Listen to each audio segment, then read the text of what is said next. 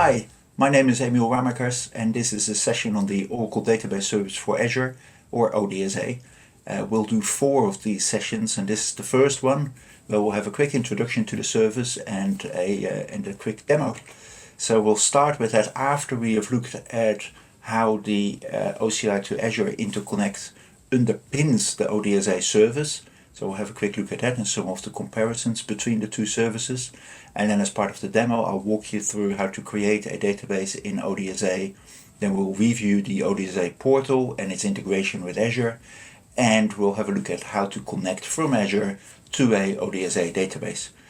In the other sessions in this series, we'll have a look first of all at the ODSA architecture a bit more in depth, and also at some of the components that it creates both in Azure and in OCI. Then in the topic after that will be on ODSA, how to plug that into a hub and spoke network in Azure, if you have that. And then the last session will be on disaster recovery and high availability for ODSA. So let's start with the demo. So, as everybody is starting to understand, multi-cloud strategies are really becoming the new normal for customers. Oracle and Azure have been working together for quite a long time already in providing an interconnect between the two clouds. So in the regions where this is enabled, you can deploy very easily a network connection between the OCI region and the Azure region.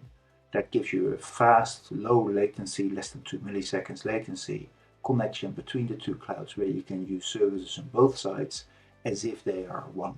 So that really allows customers to use the right services for them on either sides. So for example, you can think of using the Azure App Service with using Oracle Autonomous Database, or even if it's just simple other applications on Azure against an Exadata service. All of that is possible and has been possible for a while with the use of the OCI and Azure interconnect.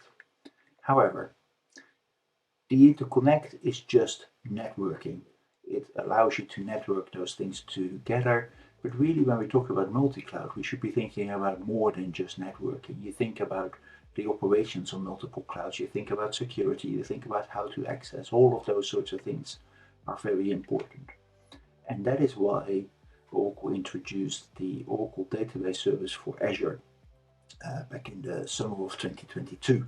And that service aims to provide a Azure-like experience to create an Oracle database. Now, that Oracle database is still running on OCI, but to the user, it is as if the database runs on Azure itself. The interface is completely Azure-y.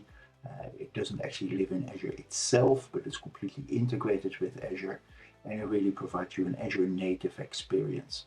It is built on top of the interconnect, and in all cases the database actually lives in OCI, but all of the complexities of that setup, all of the networking that is part of that, is all taken care of by the service. So what you therefore get is this, to an Azure user, familiar Azure native user experience. You get all of the setup done automatically. You get identity federation if you wish to do that. All of the networking stuff is set up automatically. You get automatic integration of monitoring. But what it's using is this already established, and many customers use it very happily, this interconnect. And you get the OCI database services that, of course, we also have lots of happy customers with. So whilst it is a new service, or now newish service, it is actually built upon building blocks that are well established and well liked by lots of customers. So all of the benefits of database services on OCI are still valid. We have RAC in base database, we have XSCS, we have autonomous, we have all of that stuff, because what we create is still a normal Oracle database service in OCI, or autonomous, or EXA, any of those existing database services, and we make them visible as if they are in Azure, and to an Azure user they are usable as if they are running in Azure itself. On top of that, there is also some integration of tools and metrics and that sort of stuff. So we actually get the metrics and the logs and various events and that sort of stuff that happens in OCI and within the database. And the service sets up all of the monitoring of that and actually moves that into Azure, where it is then visible in applications insights, log analytics workspace, etc.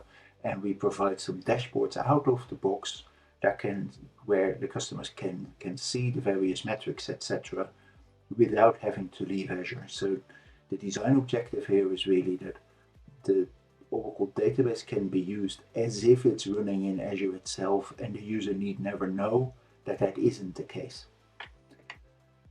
So when we quickly look at some differences between the ODSA and interconnect, some of the main points are listed here. There is a blog that is listed at the bottom of this link, which I'll bring up in a second as well, which goes into a little bit more detail. But the primary use case for ODSA is really customers who just want to connect OCI resources to a database, to an Oracle database. And yes, that runs on OCI, but they needn't even know that. So their primary objective is just really to be in this Azure world. With the interconnect, you can have bi-directional scenarios, and you can have other OCI resources that you open up. So you can have really any service against any service on either side.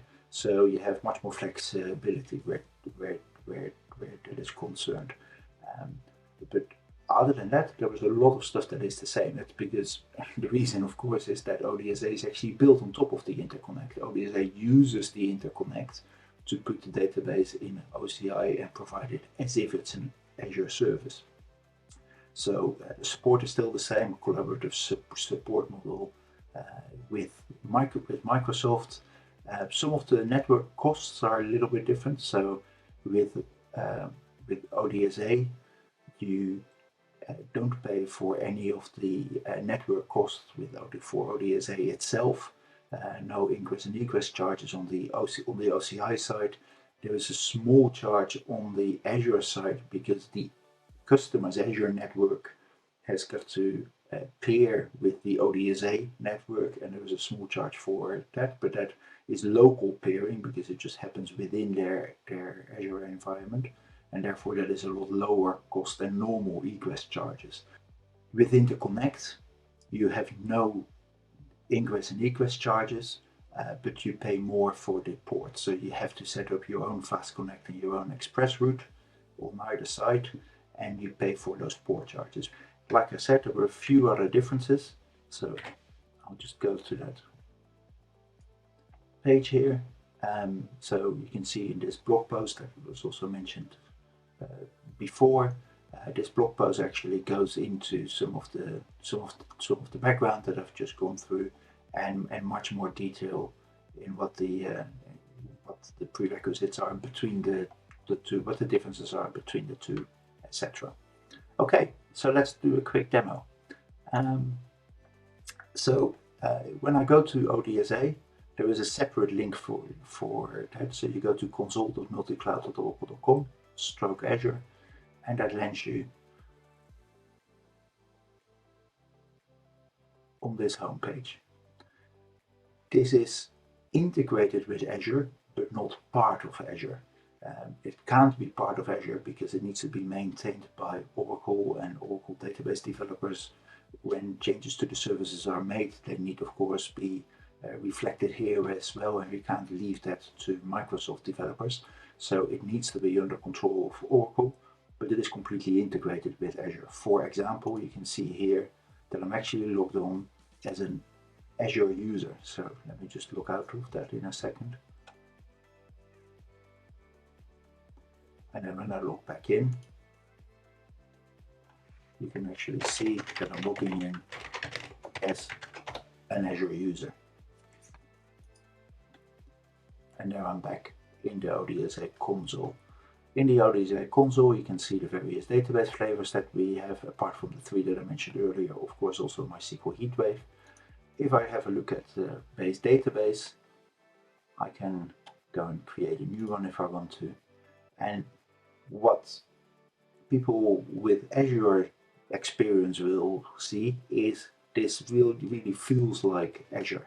All of the questions, all of the things that I need to fill in are really based on it being part of Azure. So for example, within Azure, we have subscriptions and resource groups. So I've got my subscription here.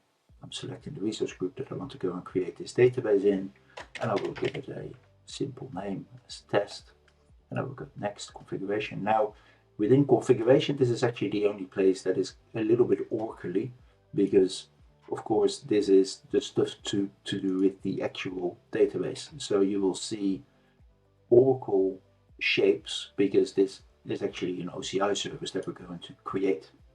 So therefore there will be Oracle shape names there.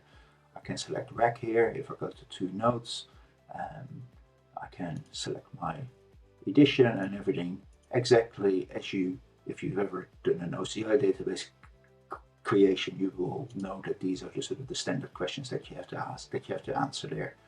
And that is of course the reason for that is of course that this ultimately will be an OCI database, even if it is hidden. So I'm filling in my various things. Then in networking is really where the two worlds collide. So I give it a prefix, my name, and here I can select my virtual network in Azure that this database will go into. Now, actually it goes under the water through the interconnect into OCI, but it is as if I'm creating the database in this VNet. And from this VNet, I will have direct access to this database. So if I select the VNet that already exists, or then I can, for example, select this one here, it will be from this VNet I will be able to connect to this database without doing any further work. However, of course, we're creating a database actually in OCI. So in OCI, a network will have to be created, and ODSA does all of that for us. I will give it a CIDR range here, and what ODSA will do is create that particular VCN, put the database in it, and put all of the networking in place to go from this VNet to this future VCN that it will create without the user needing to know that any of that actually happens. You can see it because it is still in OCI. You can go and have a look at it, but you don't need to know it if you're not interested. So we will give it a few more details in the typical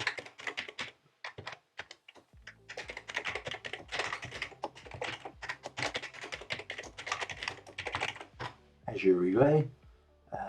We have the choice of generating a new key pair or uploading one in exactly the way that the Azure users will be used to. We select some management options and some tags, and then we go in the Azure way. We go to review and create, get some validation of the things that we've put in, and when that is all done, and there we go. We have validation passed, and we could create a database if we want to. I'm not going to do that right now. Let's just go and have a look to see what one looks like that was previously created. For example, if we select this database one here. So after the database is created, we have this overview, and we have similar things if you're used to OCI. We can have a look at the database home, at the database system, and some connection details, etc. So if we have a look at the connection details, you will see that we have exactly the potential TNS names entry here, or an easy connect string. Now this particular database is actually a rack database, which is why you see the scan address here, but that doesn't make any difference. This connect string I can now use without any further assistance, without any further setup, from that VNet in Azure that I showed earlier.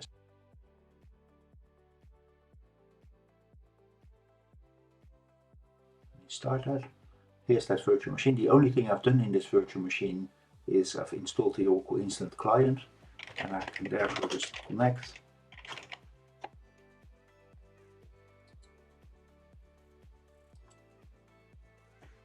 to that string,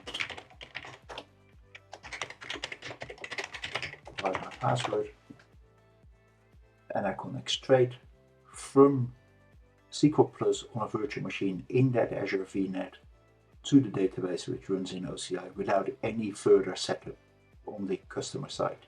If I go and have another look at this database, I can also see these things here, metrics and dashboard. And here you will see the further integration of ODSA into Azure. So for example, if I click on metrics, you will see now that this actually loads the actual Azure portal proper, not the ODSA console. And here I can see some of the metrics that I've got here. So I've got this custom OCI database, metric namespace, and then these various metrics that I've got there, and I can go and have a look at that. So these are the metrics that are coming from the database in OCI without any intervention of the user or anybody that set this up. These are streaming live back into Azure and being available this way. If I click on dashboard here within the ODSA console, I go to a dashboard that lives in Azure proper, also automatically set up when the database was created. Nobody has to do any manual work to get this. Here you can, for example, also see these connect strings to the database, so you don't even have to leave Azure to get the connect string. You don't even have to go to the portal to get it. You can get it here. And what you also see here is these nice automatically generated graphs that nobody had to do anything for. And you can see all of that within Azure without any further work having to be done. So that was that for this particular introduction session to ODSA. I hope it was useful, and I hope to see you again on the next sessions. Thank you.